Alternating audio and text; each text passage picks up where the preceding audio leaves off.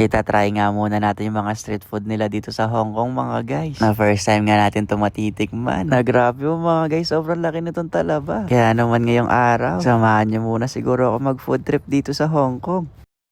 Nagpababa nga ako dito sa Temple Street mga guys. Nandito daw kasi yung mga nagtitinda ng mga street food. Na alam nyo naman kung saan masarap, doon tayo pupunta no.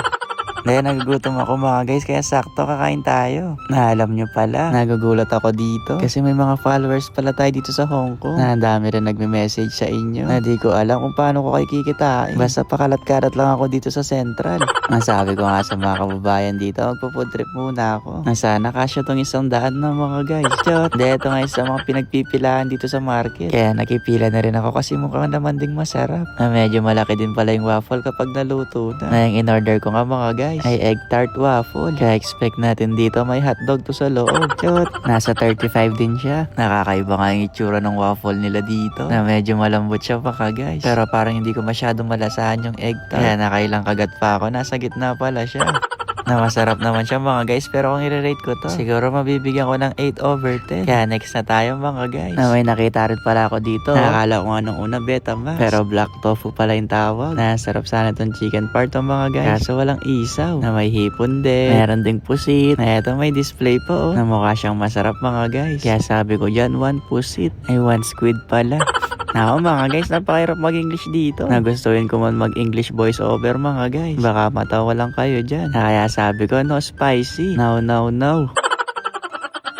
Shout out ulit sa mga kababayan natin dyan. Ang dami nga kumakain dito mga guys. At ang dami rin bumibili nitong pusi. Kaya naman excited na rin ako ma-taste test to. Lalo na may nilagay pang mekos-mekos.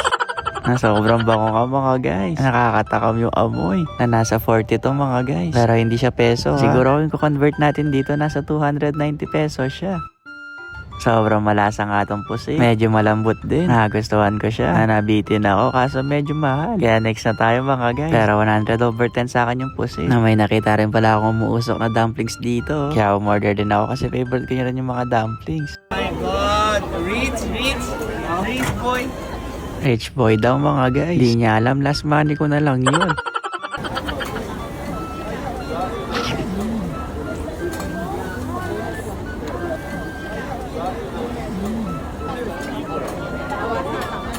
Ang sarap talaga ng dumpling. Na mukhang nagutom yata ako yun. Mga guys, habang nagpo-voice over 10/10 sa akin to. May nadaanan din pala kami dito. Mga guys, tingnan nyo. Hindi ako sigurado ako nung pangalan niya. Pero mukha siyang masarap. Na para bang ito yata yung Opiano de Raymond Chot! Matcha flavor pala yung in-order ko na may kasamang duck. Na ang cute mga guys. Nakaso naalala ko, di pala ako umorder. Nakitan lang ako mga guys. Na eto mga guys, kanina pa ito pinagpipilahan. Na yung malaking talaba. Na di lang ako sigurado mga guys kung talaba pa rin ba yung tawag dito. Na para mas masarap yata siguro to mga guys kung lalagyan pa siya ng cheese no. Pero mukha na rin siya masarap kasi sobrang bango dito. Na nasa 35 to mga guys. 300. Na grabe, sobrang laki naman pala nito. Na first time ko nga makakatikim ng gantong kalaki. Kaya kakainin natin to ng buong mga guys.